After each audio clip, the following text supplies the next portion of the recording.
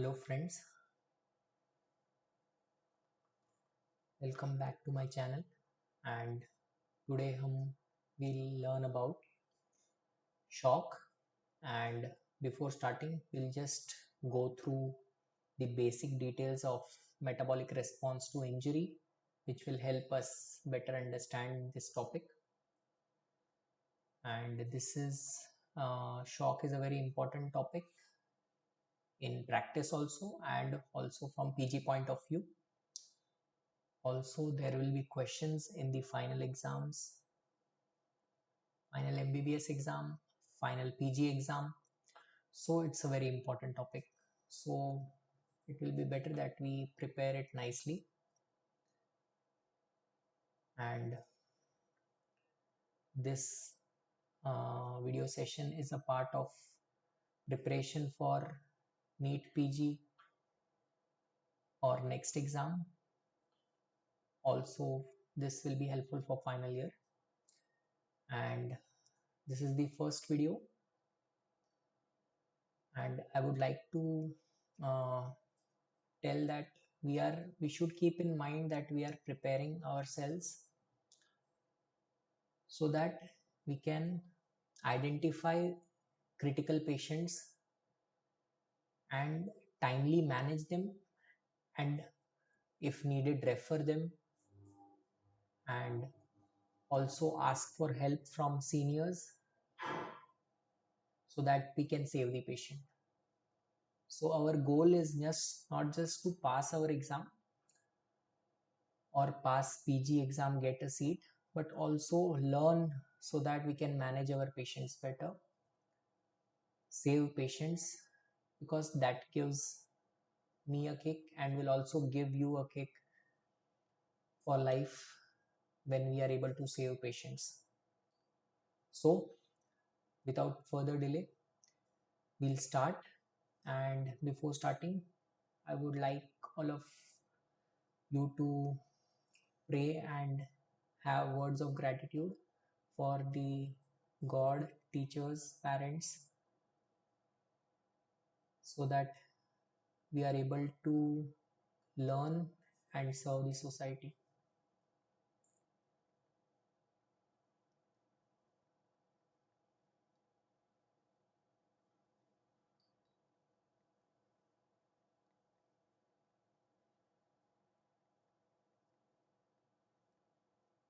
So let's start. So the basic of surgery starts with metabolic response to injury.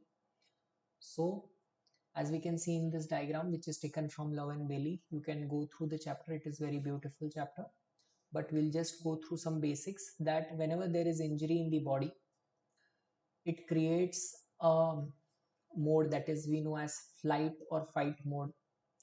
And this mode has various actions on the body, like starting from the brain, it acts on the hypothalamus and pituitary to release CRH and ACTH and growth hormone to make changes to rectify the injury.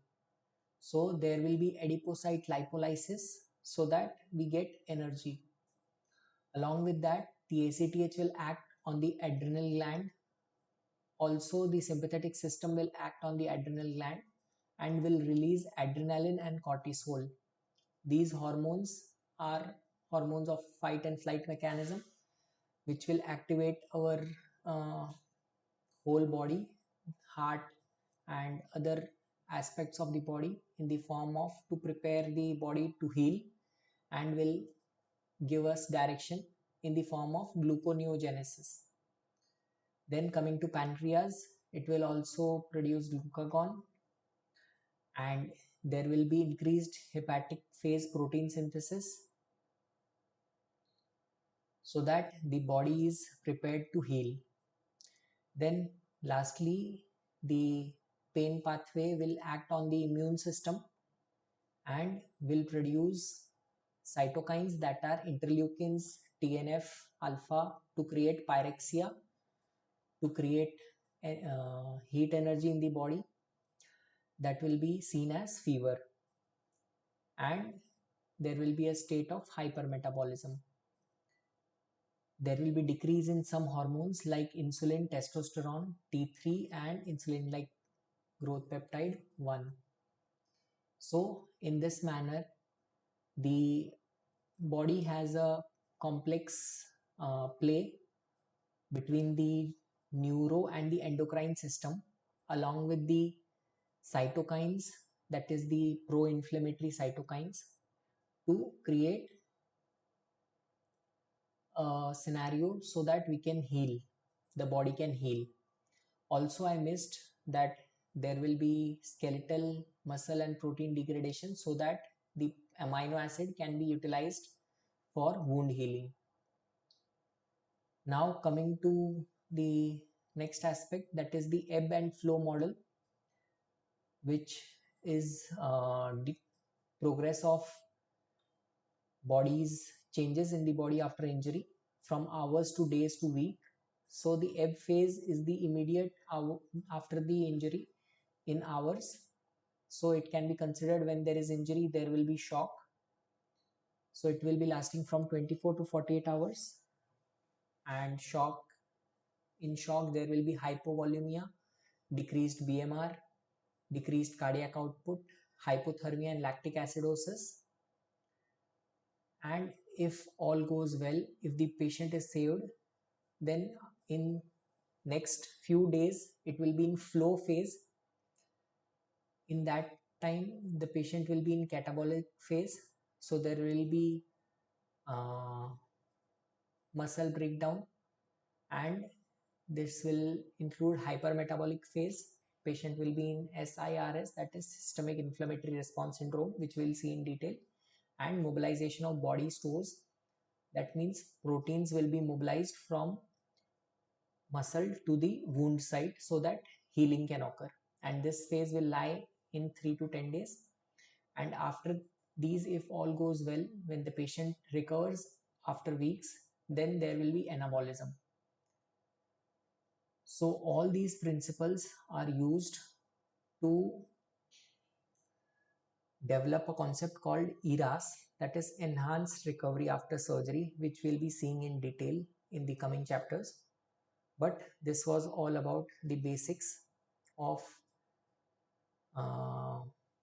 metabolic response to injury, and body will try to prevent going away from homeostasis. And some of the interventions like resuscitation, where the patient is in shock, or some surgical intervention and critical care will help the patient to come back to homeostasis from the state of injury or shock. So this was some basic concepts of metabolic response to injury, and hope it will help us understand the topic of shock in a better way. So now we'll go to the topic of shock, which is very important, and we have learned some basics of it in the first year of MBBS. So we'll see this in detail because it is a very important chapter.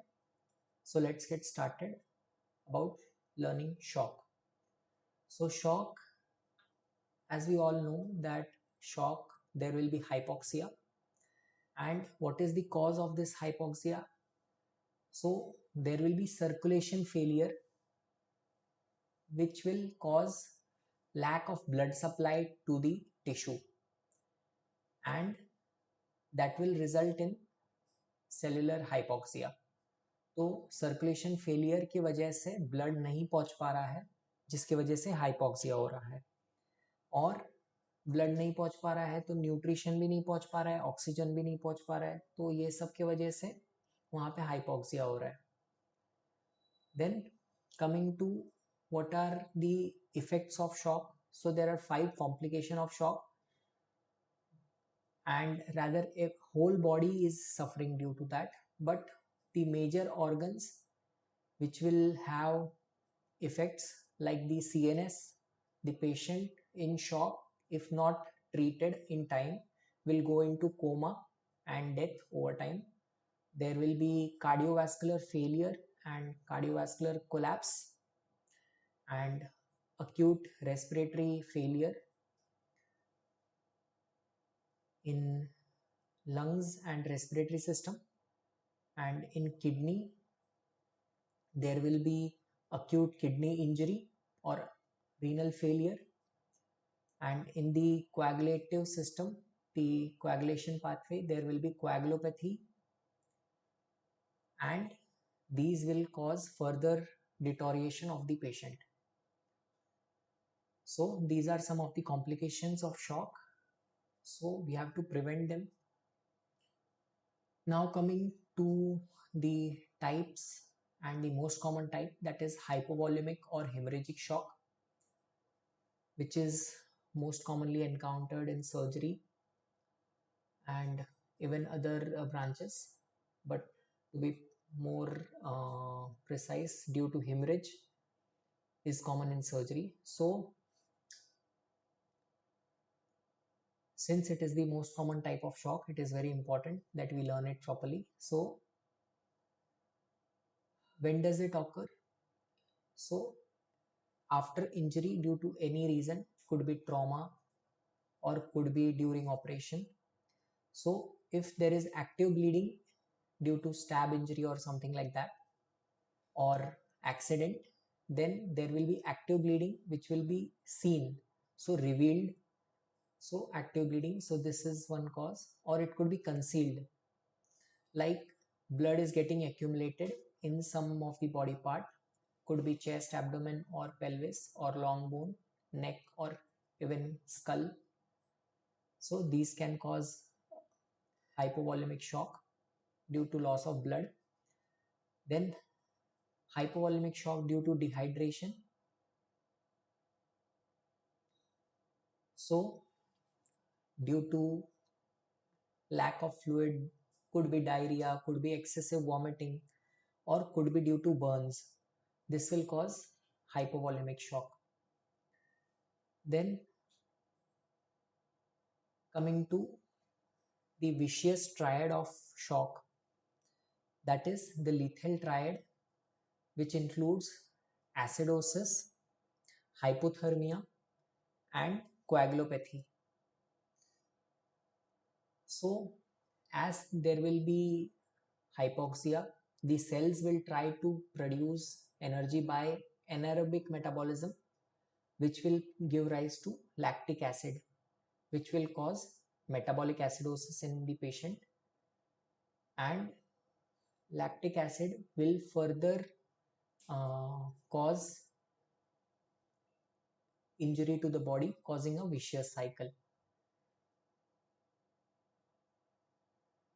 Also, it potentiates coagulopathy, lactic acid. Next is hypothermia. Since energy or oxygen or nutrient is not reaching the periphery, so that will cause decreased temperature of the periphery, causing hypothermia, and hypothermia will also cause further degradation and coagulopathy of patient, causing deterioration of patient. And lastly is coagulopathy.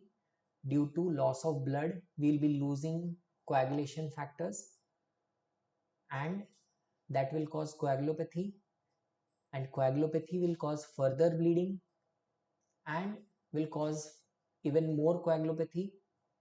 Also, we have seen that coagulopathy also occurs due to acidosis, so that will cause deterioration of patient. So it becomes a vicious cycle: acidosis, hypothermia, and coagulopathy. Coagulopathy also occurs due to dilution and consumption, because it gets used up quickly, and on resuscitation, if we are giving fluid, it will dilute. So that will also add up to the problem. But sometimes it is necessary. So we have to remember the deadly triad of acidosis, hypothermia, and coagulopathy. Then we will see types of hemorrhage. So there are three types: primary hemorrhage, that occurs due to trauma or occurs during surgery. Then reactionary hemorrhage that occurs after some hours of surgery, that is 4 to 24 hours of surgery. It can also be due to dislodgement of clot or knot of a suture. So if there is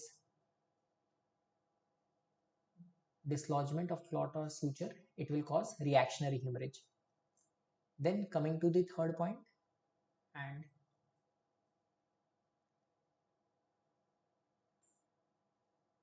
it can be prevented, that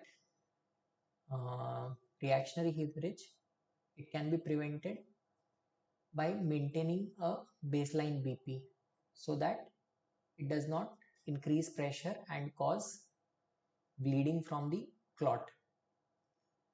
Then third one is the secondary hemorrhage. It occurs after few days, and the reason behind this will be due to sloughing of vessel wall from infection. Infection causes damage to the vessel wall, and the clot or the support vessel wall, that will lose off, that will slough off. So that will cause secondary hemorrhage. So this was about types of hemorrhage. Now we'll be seeing the classes of hypovolemic shock. This is very important classification and very practically useful, which you should all remember. Has been taken from Sebastian, which is a standard textbook of surgery. So we'll see this hemorrhage classification, rather grades of hemorrhage shock in detail. So there are four class 1 to class 4. In class 1, there will be 0 to 15% of blood loss. In class 2, it will be 15 to 30%.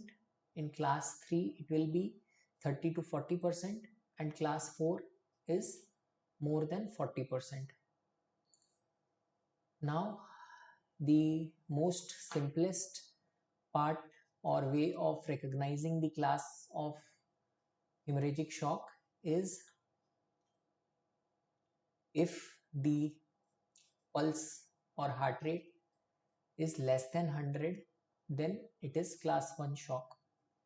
If it is more than 100, it is class 2 shock. If it is more than 120, it is class 3 shock. And if it is more than 140, it is class 4 shock. So pulse will give us a rough idea of status of shock. Along with that, the patient's other systems will also start getting affected. This we have seen about heart. The patient will start becoming anxious. From class 1, the patient will be slightly anxious. In class 2, he will be mild anxious. Pareshan lagega patient. Class 3, he will start getting confused. And class 4, he will get lethargic. बहुत थकावट लगेगा. Then blood pressure, which is generally maintained in class 1 and class 2 and starts decreasing in class 3 and class 4 of hemorrhagic shock. Pulse pressure starts decreasing from class 2 of shock. So we have to think that the diastolic BP starts affecting first, and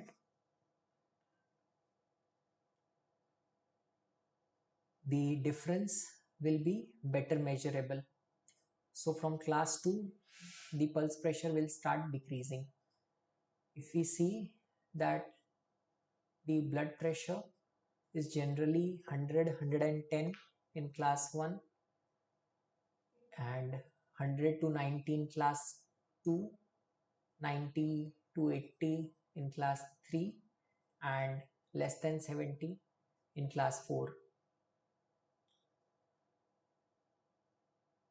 Then coming to the respiratory rate will keep on increasing as the class goes ahead.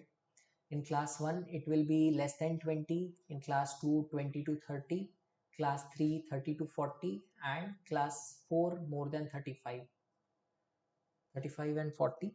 So as we understand that there will be uh, severity or critical state in the body due to lack of oxygen, so lungs or the respiratory system will function more so that more oxygen is getting into the body and more heart rate so that the blood is pushed towards the periphery so that oxygenated blood can reach the target organs. Then coming to kidney, so kidney will also be affected. So if in class 1 the urine output will be at least maintained more than 30 ml per hour, that is more than minimum 0.5 ml per kg per hour in considering in a 60 kg man, and in class 2 it will reduce and will come to 30 to 20 ml per hour. In class 3 it will be 15 to 15 ml per hour, and in class 4 it will be negligible. And for management, class 1 and class 2 can be managed with intravenous fluid, IV fluid, and class 3 and class 4 need blood and blood products along with crystalloids, that is IV fluid. Crystalloid are IV fluid like RL and NS. सो ध्यान में रखना है कि जैसे जैसे class of shock, haemorrhagic shock आगे बढ़ रहा है वैसे वैसे हार्ट रेट बढ़ते जा रहा है, बीपी कम होते जा रहा है, पल्स प्रेशर कम होते जा रहा है, रेस्पिरेटरी रेट बढ़ते जा रहा है, पेशेंट एंशियस, कंफ्यूज और लेथार्जिक होते जा रहा है, यूरिन आउटपुट कम होते जा रहा है. So heart rate, respiratory rate बढ़ रहा है, बीपी, यूरिन आउटपुट कम हो रहा है. So just to go through over brief, class 1 blood donation के टाइम पे दिखता है, ओरल फ्लूइड से काम चल जाएगा. देन क्लास 2 ये compensated phase of hypovolaemic shock है, यहाँ पे सिस्टम खुद को बचा ले रहा है. इनिशियल फेज है, अगर सब ठीक रहा तो पेशेंट बच जाएगा.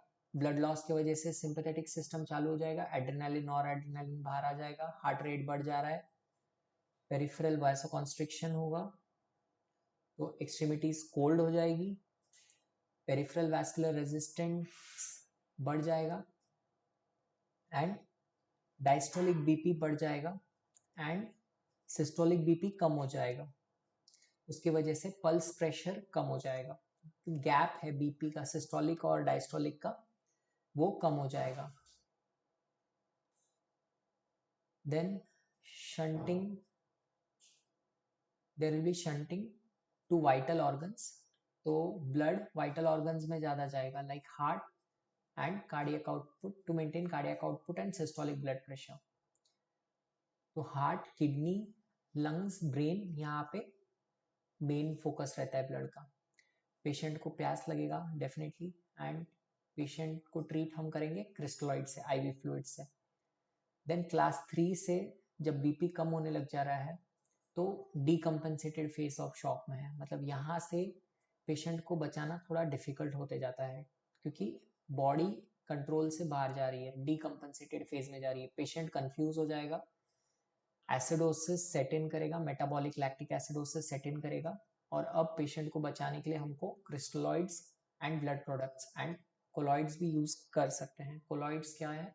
जैसा हेड स्टार्च, जो कि हमारा प्लाज्मा वॉल्यूम को मेंटेन करने में मदद करता है और ऑस्मोटिक प्रेशर को भी मेंटेन करने की कोशिश करता है. डिटेल में देखेंगे आगे उसको भी. देन क्लास 4 शॉक, जिसमें रैपिड थ्रेडी पल्स है मोर देन 140, पेशेंट कोमा में जा रहा है और इसको बचाने के लिए हमें मैसिव ब्लड ट्रांसफ्यूजन देना पड़ेगा. अब जब कोई पेशेंट, ट्रॉमा वाला पेशेंट आता है तो हम उसको बचाने के लिए फ्लूइड्स लगाते हैं और स्टार्ट में कि पेशेंट को कितना इंजरी है, कैसा उसका रिस्पॉन्स है, वो चेक करने के लिए हम फ्लूइड चैलेंज देते हैं. फ्लूइड चैलेंज में हम 500 ml ऑफ फ्लूइड यानी 1 RL हम फास्ट देते हैं इन 5 to 10 मिनट्स। तो फ्लूइड चैलेंज में 3 सिनेरियोज बनते हैं कि हमने फ्लूइड दिया और पेशेंट का हार्ट रेट नॉर्मलाइज हो गया और बीपी भी बढ़ गया और यूरिन आउटपुट ठीक ठाक है। तो ये वाला जो पेशेंट है ये रेस्पॉन्डर है, मतलब पेशेंट हमारे इंटरवेंशन से ठीक होने के डायरेक्शन पे आ गया। देन सेकंड है ट्रांजिएंट रेस्पॉन्डर, जिसमें थोड़ी देर के लिए हार्ट रेट कम होगा और फिर बाद में वापस बढ़ जाएगा। 15-20 मिनट के लिए ठीक हो रहा है और फिर वापस बढ़ जा रहा है और उसका बीपी भी वापस कम होते जा रहा है। तो यहाँ पे क्या हो रहा है कि ब्लीडिंग ज़्यादा हो रही है जितना हम फ्लूइड दे रहे हैं, तो इसमें हमको और इंटरवेंशन लग सकता है। तो ये है ट्रांजिएंट रेस्पॉन्डर्स कि थोड़े टाइम के लिए ठीक हुआ और उसके बाद वापस गड़बड़ होने लगा। देन लास्टली है नॉन रेस्पॉन्डर, जो बिल्कुल इम्प्रूवमेंट नहीं दिखाते हैं, जैसे बीपी बढ़ ही नहीं रहा है और हार्ट रेट कम ही नहीं हो रहा है। ये हो गए नॉन रेस्पॉन्डर्स, यानी इसमें बहुत ज़्यादा ब्लीडिंग हो रहा है, मैसिव ब्लीडिंग हो रहा है, बहुत जल्द इंटरवेंशन की ज़रूरत है और मैसिव ब्लड ट्रांसफ्यूजन की भी ज़रूरत है। Now coming to some more topic, that is occult hypoperfusion। तो occult hypoperfusion में क्या होता है कि कार्डियोवैस्कुलर पैरामीटर और यूरिन आउटपुट ये मेंटेन हो रहा है, लेकिन जो वेनस ऑक्सीजन सैचुरेशन है, मिक्स्ड वेनस ऑक्सीजन सैचुरेशन, वो लो है और शरीर में थोड़ा सा एसिडोसिस है। तो normal mixed venous oxygen saturation कितना होता है? तो 50 to 70 होता है। एंड ये MVOS जो मिक्स्ड वेनस ऑक्सीजन सैचुरेशन, ये क्या है एक्चुअली? तो ये है शरीर में बॉडी से ब्लड जब वापस हार्ट में आता है तो उसमें कितना ऑक्सीजन है, तो amount of oxygen returning to the heart after 1 cardiac cycle. तो ये जो MVOS होता है, मिक्स्ड वेनस ऑक्सीजन सैचुरेशन, ये कार्डियोजेनिक एंड हाइपोवॉल्यूमिक शॉक में कम होता है और सेप्टिक शॉक या डिस्ट्रीब्यूटिव शॉक में नॉर्मल होता है।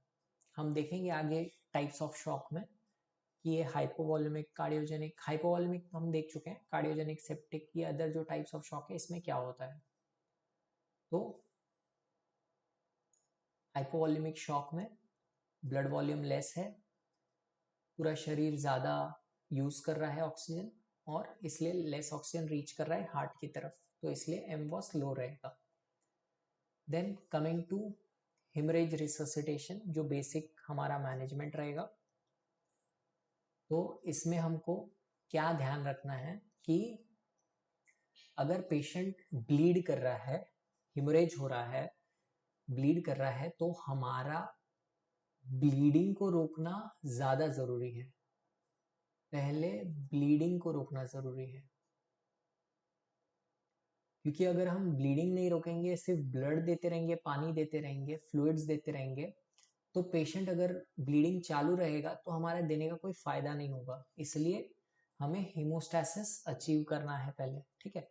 तो हेमरेज रिससिटेशन में हमको ध्यान रखना है कि ब्लीडिंग कंट्रोल ये हमारा बहुत इम्पॉर्टेंट है और सबसे ज़्यादा इम्पॉर्टेंट है, पहले इसको ही करना है, ठीक है। उसके बाद हम ब्लीडिंग कंट्रोल में कोएगुलेशन, जो हमारा सिस्टम है कोएगुलेटिव सिस्टम, उस पर भी ध्यान देना है, और अगर कहीं से एक्टिवली ब्लीड हो रहा है तो उसको रोकना है। और उसके बाद परफ्यूजन की तरफ ध्यान देना है। परफ्यूजन जैसे कि पूरे बॉडी में ब्लड पहुंच रहा है या नहीं, क्योंकि ब्लड पहुंचे उससे पहले बॉडी में ब्लड बचना चाहिए, ठीक है। और बॉडी में ब्लड तब बचेगा जब हम जहाँ से ब्लीडिंग हो रहा है उसको रोकेंगे, ठीक है। तो उसके लिए हमको क्या करना है कि सबसे पहले तो पता चलना चाहिए कि ब्लीडिंग कहाँ से हो रही है ना, ब्लीडिंग कहाँ से हो रही है। तो अगर कहीं एक्टिवली इंजरी दिख रही है जहाँ से ब्लीडिंग हो रहा है तो उसको हम प्रेशर से रोक लेंगे, है ना। लेकिन अगर नहीं हो पता चल रहा है तो हमको ढूंढना पड़ेगा कहाँ पर ब्लीडिंग है, जैसे पेट के अंदर हो रहा है, छाती में हो रहा है, कहाँ हो रहा है, ठीक है। क्या ध्यान देना है कि पेशेंट हाइपोटेंशन में है ना, अगर तो उसको फ्लूइड चैलेंज देंगे, उसके बाद वो ट्रांजिएंट रिस्पॉन्डर है या नॉन रिस्पॉन्डर है, उस हिसाब से हम उसको आगे मैनेज करेंगे और सिवियरिटी से मैनेज करेंगे, ठीक है। तो पेशेंट को बचाने के लिए हमको डैमेज कंट्रोल रिससिटेशन हम यूज करते हैं कि पेशेंट अगर मरने वाला है तो डैमेज कंट्रोल रिससिटेशन हम करते हैं ताकि पेशेंट का फिजियोलॉजी को ठीक कर सके, जो फिजियोलॉजी गड़बड़ हुई है उसके शरीर में उसको हम ठीक कर सकते हैं। अभी हमको पेशेंट को बचाना ज़्यादा ज़रूरी है, पेशेंट को बचाने के लिए हम डैमेज कंट्रोल रिससिटेशन यूज करेंगे। ये आर्मी से लिया गया टर्म है डैमेज कंट्रोल, या फिर आप लोग भी सुने होंगे पिक्चरों में कि डैमेज कंट्रोल मैकेनिज्म की बात की जाती है जब कोई शिप या फिर प्लेन इंजर हो जाता है तो सिर्फ बच जाए सब लोग, उस पर ध्यान दिया जाता है, जान बचाने पे ध्यान दिया जाता है। तो ये डैमेज कंट्रोल है, ना कि सब कुछ ठीक कर देना, पहले जान बचानी है। तो इसमें क्या क्या गोल्स हैं, तो कोएगुलेशन फंक्शन को ठीक करना है एंड कोरोनरी परफ्यूजन को भी ठीक करना है, ये हमारा गोल रहेगा ताकि हार्ट ठीक से काम करता रहे और कहीं से भी और ब्लीडिंग ना हो, कोएगुलेशन सिस्टम ठीक काम करे। तो इसके क्या क्या हम पॉइंट्स हैं वो देखेंगे डैमेज कंट्रोल रिससिटेशन में, ठीक है। तो परमिसिव हाइपोटेंशन, परमिसिव हाइपोटेंशन का क्या मतलब है कि बीपी को हम थोड़ा सा लोअर साइड में रखें, बहुत लो भी नहीं, ताकि 90 से 100 उसके आसपास रहे, ताकि बीपी अगर बहुत ज्यादा बढ़ जाता है तो ब्लड लॉस भी तो ज्यादा होगा। प्रेशर, ब्लड प्रेशर बढ़ने से जहाँ पे से भी ब्लड जाएगा वो वहां पे ज्यादा लॉस होगा, तो इसलिए ब्लड लॉस कम हो, इसलिए परमिसिव हाइपोटेंशन का क्राइटेरिया है ताकि ब्लड लॉस ज्यादा नहीं हो। उसके अलावा हाइपरटोनिक सलाइन यूज करने का पॉइंट है, ठीक है। हाइपरटोनिक सलाइन क्या करेगा, बीपी को बढ़ाएगा थोड़ा सा, ठीक है, ताकि कम फ्लूइड देना पड़े, बहुत ज्यादा फ्लूइड नहीं देना पड़े, ठीक है। बीपी बढ़े भी और ज़्यादा फ्लूइड भी नहीं देना पड़े, क्योंकि ज़्यादा फ्लूइड देने से कोएगुलेशन फैक्टर्स और डाइल्यूट हो जाएंगे, डाइल्यूट हो जाएंगे तो और कोएगुलोपैथी होगा, ठीक है। देन अगर बहुत ज़्यादा ब्लीडिंग है, हमको ब्लड प्रोडक्ट्स देना है, तो ब्लड प्रोडक्ट्स को हम देने की कोशिश करेंगे ओवर क्रिस्टलॉइड, फ्लूइड की जगह पे ब्लड प्रोडक्ट्स देने की कोशिश करेंगे ताकि नेचुरल जो लॉस हो रहा है वो हम दे सकें, क्योंकि खून के बदले पानी से काम नहीं चलेगा, खून के बदले खून देना जरूरी है, तो इसीलिए ब्लड प्रोडक्ट्स देंगे। अब ब्लड प्रोडक्ट्स में भी हमको ध्यान रखना है कि बैलेंस ट्रांसफ्यूजन देना है, ठीक है। बैलेंस ट्रांसफ्यूजन का क्या मतलब है कि plasma, platelet and RBC, plasma, platelets and RBC, ये सब 1:1:1 के रेशियो में हम देने की कोशिश करेंगे ताकि एकदम सेम कंपोनेंट ऑफ ब्लड हम दे सकें।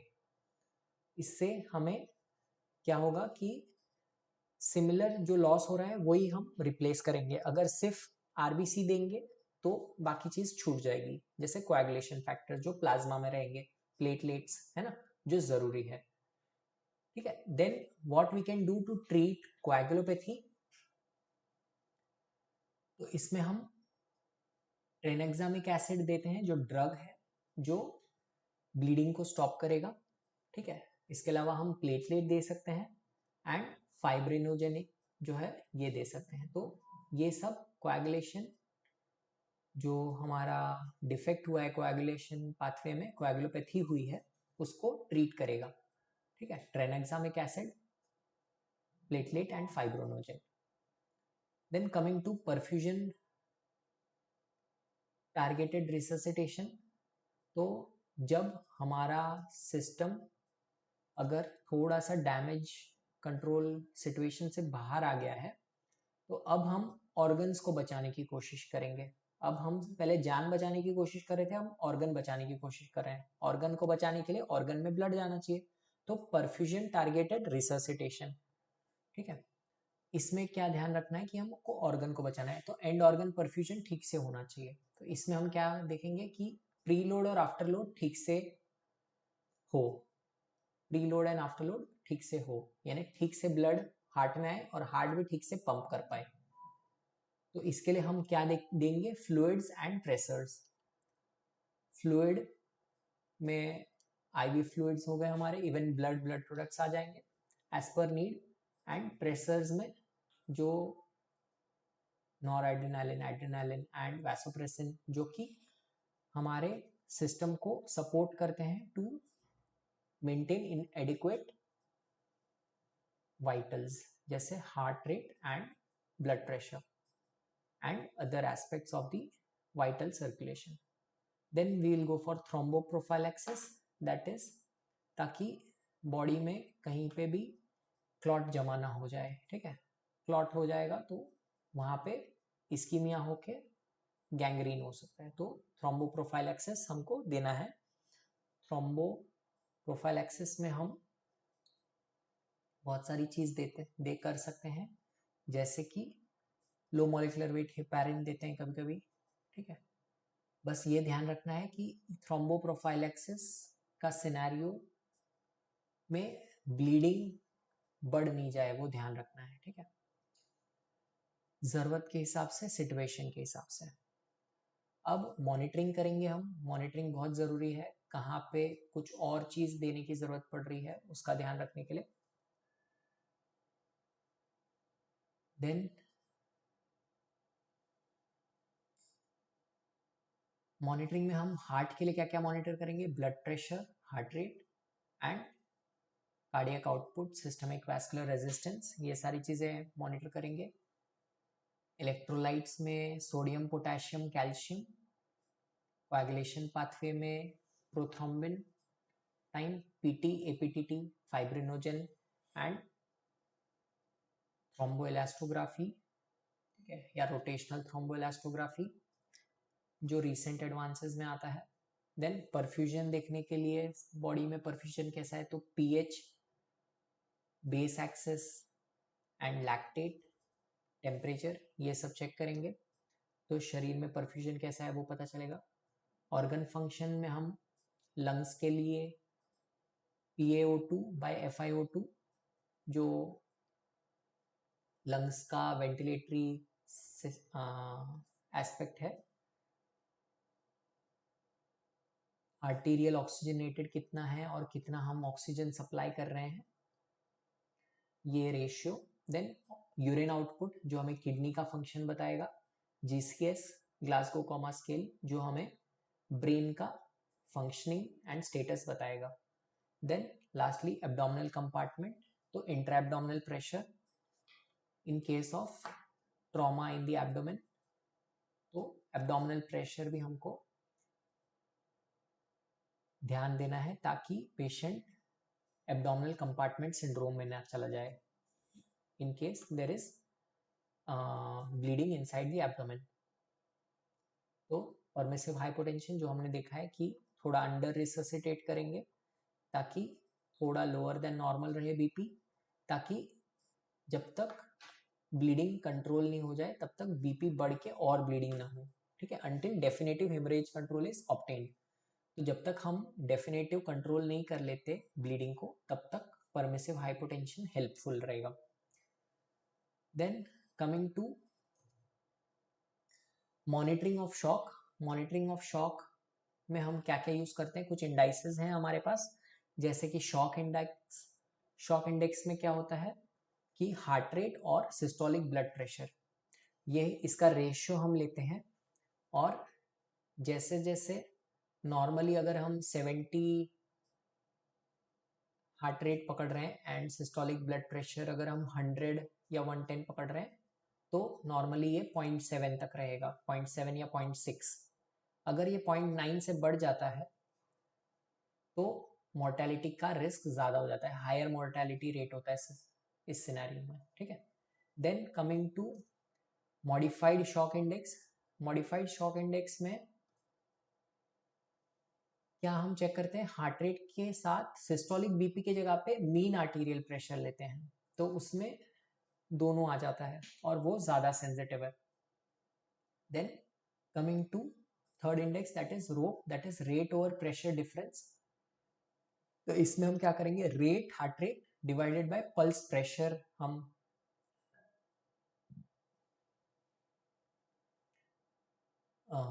चेक करते हैं। और अगर ये लेस देन 3 है तो पेशेंट कंपनसेटेड स्टेज में है, स्टेबल है।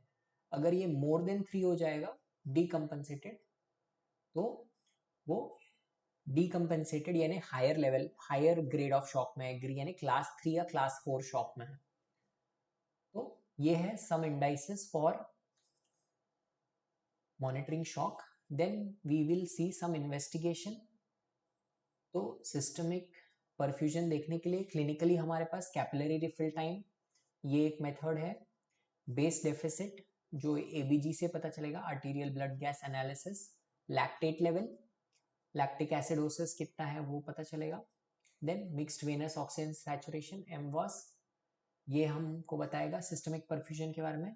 ठीक है। Then coming to organ perfusion, तो मसल का परफ्यूजन हमको किससे पता चलेगा, नियर इंफ्रारेड स्पेक्ट्रोस्कोपी से, टिश्यू ऑक्सीजन इलेक्ट्रोड से। गट का परफ्यूजन हमको कैसे पता चलेगा, सबलिंगुअल कैप्नोमेट्री। ठीक है। And gut mucosal pH, then laser Doppler flowmetry. इस चीजों से हमें गट का परफ्यूजन पता चलेगा।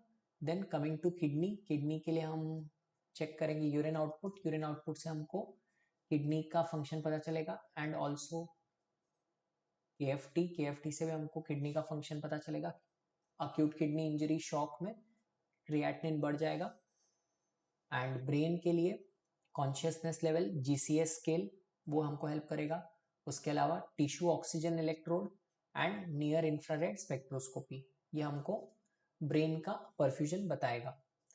Now coming to haemoglobin level, तो हीमोग्लोबिन लेवल अगर 6 से कम है तो हमको उसको ट्रांसफ्यूजन देना रहता है, क्योंकि उससे उसको फायदा होगा। तो ये ध्यान में रखना है कि लेस देन 6 है तो बेनिफिट फ्रॉम ट्रांसफ्यूजन, एंड 6 से 8 है तो अगर ब्लीडिंग कंट्रोल हो गया है और कोई सर्जरी नहीं करना है तो ज़रूरत नहीं पड़ेगा, फ़ायदा नहीं होगा 6 से 8 में, वो अपने आप डेवलप हो जाएगा। और 8 से ऊपर है तो अगर कोई और रिस्क फैक्टर नहीं है, ब्लीडिंग नहीं हो रही है एक्टिवली, सर्जरी का कोई इशू नहीं है, तो इसमें ज़रूरत नहीं है ट्रांसफ्यूजन की। तो ये ब्लड ट्रांसफ्यूजन का क्राइटेरिया हो गया, जिसमें हीमोग्लोबिन एक इम्पॉर्टेंट इंडिकेटर है। ठीक है। उसके अलावा क्या फैक्टर है कि ब्लीडिंग हो रही है या नहीं हो रही है, कोई कॉम्प्लिकेशन है या नहीं है, वो हमको देखना पड़ेगा। ठीक है। देन अब हम देखेंगे टाइप्स ऑफ शॉक। तो टाइप्स ऑफ शॉक में क्या क्या है, तो ये हमारा अगर बॉडी का सिस्टम है तो हार्ट से स्टार्ट करेंगे। तो हार्ट में हो रहा है कार्डियोजेनिक शॉक, हार्ट अगर अफेक्टेड है तो कार्डियोजेनिक शॉक। अगर हार्ट के आसपास कोई ऐसा इशू है जिस वजह से हार्ट काम नहीं कर पा रहा, तो हम उसको बोलेंगे ऑब्स्ट्रक्टिव शॉक। जैसे कि कार्डियक टेम्पोनाड, बाहर अगर ब्लड जमा हो गया हार्ट के बाहर। देन अगर ब्लड लॉस हो रहा है कहीं से डैमेज की वजह से, तो haemorrhagic shock. And lastly distributive shock, जिसमें जो हमारा पेरिफ्री है वहाँ पे वैसोडाइलेटेशन की वजह से, could be due to anaphylaxis, could be due to sepsis, उस वजह से वहाँ पे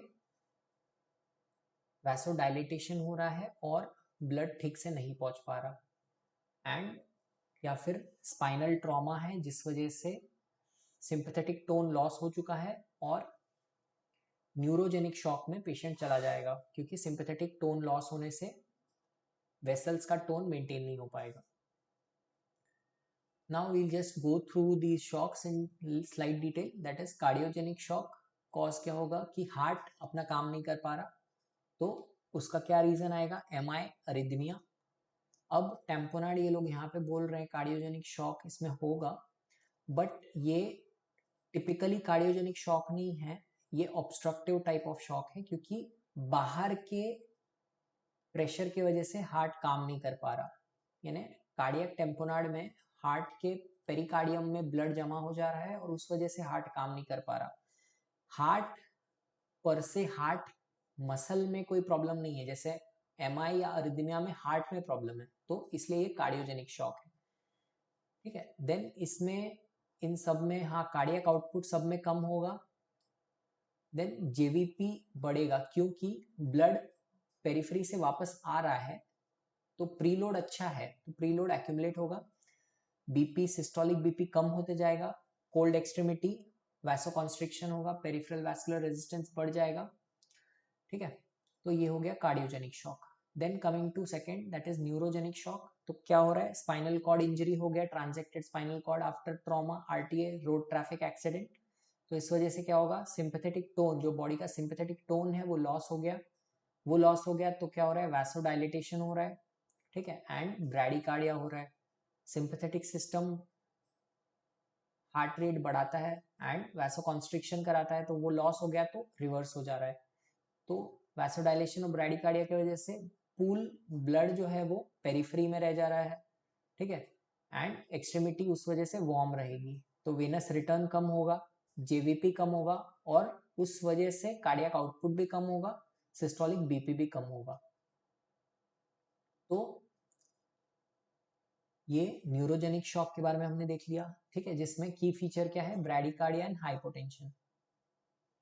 then coming to anaphylactic shock. Anaphylactic shock में क्या हो रहा है कि किसी भी वजह से शरीर एनाफाइलैक्सिस में जा रहा है, जो हमने इम्यूनिटी में पढ़ा था। तो शरीर में रिएक्शन हो रहा है जो हिस्टामिन रिलीज करा रहा है। हिस्टामिन क्या करेगा, पोटेंट वेसोडाइलेटर है, तो पूरे शरीर का वेसोडाइलेटेशन कराएगा। रीजन क्या हो सकता है एनाफाइलैक्टिक शॉक का, इंसेक्ट बाइट हो सकता है, मिसमैच्ड ब्लड ट्रांसफ्यूजन हो सकता है। ठीक है, और इसमें क्या होगा, वैसोडाइलेटेशन होगा, तो वहां पे पुलिंग ऑफ ब्लड होगा, एक्सट्रीमिटीज वार्म रहेगी, वेनस रिटर्न कम हो जाएगा, जेवीपी कम हो जाएगा, एंड कार्डियक आउटपुट और बीपी भी कम हो जाएगा। तो इस वजह से हमारा एनाफाइलैक्टिक शॉक होगा and it will cause decrease in BP and cardiac output. ध्यान में ये रखना है कि एनाफाइलैक्टिक शॉक में हार्ट अफेक्टेड नहीं है, हार्ट अफेक्टेड नहीं है तो टैकीकार्डिया होगा। ठीक है, ये थोड़ा सा ध्यान रखना है कि टैकीकार्डिया हो रहा है यहाँ पे, क्योंकि सिंपैथेटिक टोन अफेक्टेड नहीं है।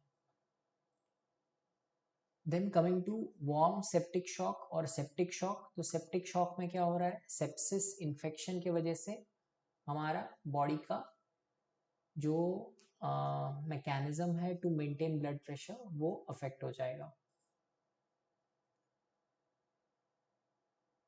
तो इसमें दो टाइप्स है, वार्म एंड कोल्ड। तो इनिशियली वार्म सेप्टिक शॉक रहता है और इनिशियली कोल्ड रहता है एंड देन वार्म रहता है।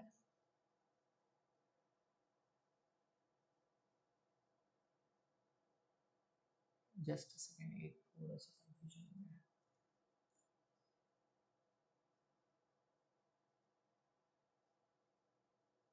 तो इनिशियली शॉक के स्टेट में जो सेप्टिक शॉक है उसमें वार्म सेप्टिक शॉक हो रहा है, और इसमें क्या होगा, हाइपर डायनामिक सर्कुलेशन होगा, यानी बॉडी कोशिश करेगा ताकि पूरे बॉडी में हमारा ब्लड पहुंच पाए। तो इनिशियली कार्डियक आउटपुट बड़ा रहेगा एंड लेटर वो अफेक्ट होके कम होगा, एंड बाद के स्टेज में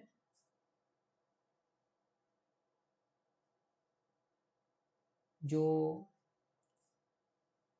जब हार्ट थक जाएगा तो मायोकार्डियल इनिबिशन की वजह से एंड मायोकार्डियल फैटिग की वजह से कोल्ड सेप्टिक शॉक होगा, क्योंकि हार्ट काम नहीं कर पा रहा है एंड उसमें पेरिफेरी कोल्ड हो जाएगा एंड सर्कुलेशन वीक हो जाएगा। Then coming to obstructive shock. तो mechanical impairment of cardiac filling, इसमें क्या एग्जांपल है, तो हमने जैसे डिस्कस किया था ऑब्स्ट्रक्टिव शॉक में कार्डियक टेम्पोनाड या फिर पेरिकार्डाइटिस, ऑब्स्ट्रक्टिव पेरिकार्डाइटिस जो है, या फिर मैसिव पल्मोनरी एम्बोलिज्म। तो इसमें क्या हो रहा है, प्रीलोड कम हो जाएगा क्योंकि ब्लड अंदर आ नहीं पा रहा है, देन कार्डियक आउटपुट कम हो जाएगा एंड सिस्टोलिक ब्लड प्रेशर कम हो जाएगा। देन कमिंग टू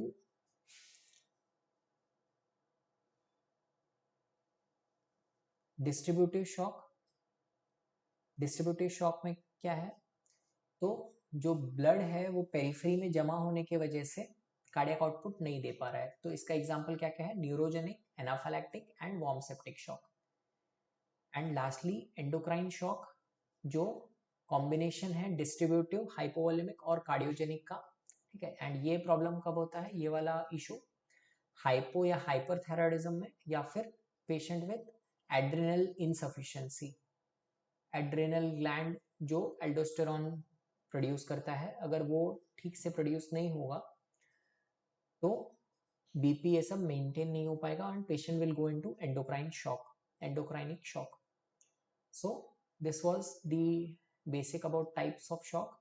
अब हम एक टेबुलर फॉर्म में इन सब चीज को डिटेल में देखेंगे। हाइपोवोलेमिक या हाइमोरेजिक शॉक, तो इसमें लॉस ऑफ फ्लूइड है, तो फिलिंग स्टेटस लो है, कार्डियक आउटपुट लो होगा, preload cardiac output and systemic resistance high होगा। तो इस मैनर में इसका चेंजेस होगा। वैसोजेनिक या न्यूरोजेनिक शॉक में वैसोडाइलेटेशन होगा और यहाँ पे फिलिंग स्टेटस लो रहेगा, कार्डियक पे इफेक्ट नहीं है इसलिए कार्डियक फंक्शन ज़्यादा रहेगा एंड सिस्टमिक रेजिस्टेंस लो रहेगा।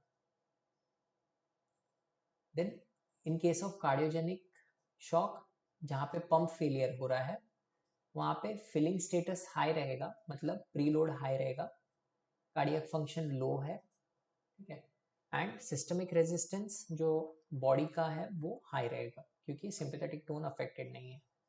ऑब्स्ट्रक्टिव शॉक में फ्लो को ऑब्स्ट्रक्शन है, तो फिलिंग स्टेटस जो है वो वेरिएबल रहेगा, बढ़ भी सकता है नहीं भी रह सकता है। देन कार्डियक फंक्शन जो है वो लो रहेगा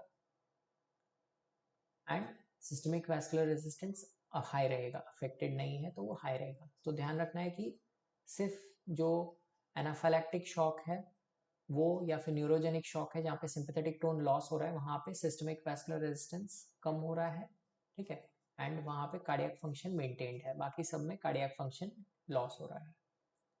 तो ये बेसिक डिफरेंस है in between types of shock. अब हम देखेंगे कुछ टॉपिक्स रिलेटेड टू सेप्सिस। सो इसमें क्या आता है, systemic inflammatory response syndrome, SIRS। तो जब भी इंजरी होती है ड्यू टू एनी कॉज, तो बॉडी में इन्फ्लेमेटरी रिस्पॉन्स आता है, जो हमने देखा था मेटाबॉलिक रिस्पॉन्स टू इंजरी, उससे रिलेटेड ही टॉपिक है। तो बॉडी रिस्पॉन्ड करती है टू इंजरी एंड इन्फ्लेमेशन, और इसमें क्या क्या हो सकता है, either could be due to infection, could be due to severe trauma, दोनों वजह से हो सकता है, ठीक है। और ये मीडिएट कैसे हो रहा है, इंटरल्यूकिन्स एंड TNF की वजह से, तो ये लोग उसको मीडिएट कर रहे हैं। अब सिस्टमिक इन्फ्लेमेटरी रिस्पॉन्स सिंड्रोम में 4 पैरामीटर हैं, ठीक है, जो हमको ध्यान देना है, देखना है। तो इसमें क्या क्या है, तो टेम्परेचर, अगर टेम्परेचर 38 से ज़्यादा है या 36 डिग्री से कम है। देन WBC, ये अगर 4000 से कम है या 12000 से ज़्यादा है, ठीक है, या फिर हमारा जो पेरिफेरल स्मीयर है उसमें 10% से ज़्यादा बैंड फॉर्म्स है। नेक्स्ट, रेस्पिरेटरी रेट 20 से ज़्यादा है, ठीक है, या फिर PCO2 32 mmHg से कम है।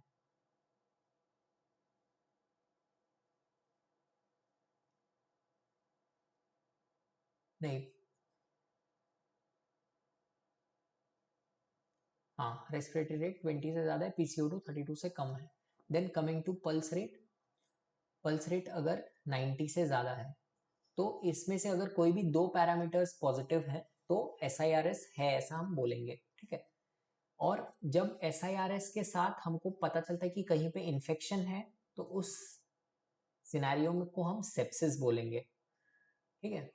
अब सेप्सिस के साथ अगर कहीं पे हमको पता चल रहा है कि हाइपोटेंशन भी है तो हाइपोटेंशन क्या बता रहा है कि शॉक है, तो सेप्टिक शॉक है, ठीक है। और ये वाला शॉक जो है ये फ्लूइड को रिस्पॉन्ड नहीं कर रहा है ठीक से, ठीक है, क्योंकि यहाँ पे फ्लूइड की कमी का कारण नहीं है, जो हमारा पेरिफेरी है वहां पे इशू है। इशू क्या है, तो इन्फेक्शन की वजह से वहां पे बैक्टीरियल टॉक्सिन्स अफेक्ट कर रहे हैं एंड उसकी वजह से वहां पे बीपी जो है वो कम हो रहा है due to bacterial toxin. Then अगर सेप्टिक शॉक में हमारा कोई ऑर्गन सिस्टम फेल होने लग जाए, 2 और मोर ऑर्गन अगर फेल होने लग जाए तो हम बोलेंगे मल्टीपल ऑर्गन डिसफंक्शन सिंड्रोम। तो सेप्टिक शॉक है, सेप्सिस है, उसमें बीपी कम हुआ, हाइपोटेंशन है, हाइपोटेंशन होगा तो ब्लड हमारे ऑर्गन तक कम पहुंचेगा तो ऑर्गन फेल होने लगेंगे, तो ब्रेन, लंग्स, हार्ट, किडनी ये सब फेल होने लगेंगे। तो अगर 2 से ज्यादा सिस्टम फेल हो रहा है, 2 या 2 से ज्यादा, तो हम मॉड्स बोलते हैं, तो multiple organ dysfunction syndrome. Then coming to sepsis, sepsis हमने देख लिया क्या है, ठीक है। सेप्सिस को चेक करने के लिए वी हैव सोफा स्कोर, ठीक है। सोफा स्कोर में 5 पैरामीटर्स यूज होते हैं, sequential, sepsis related, organ failure assessment score, ठीक है। इसमें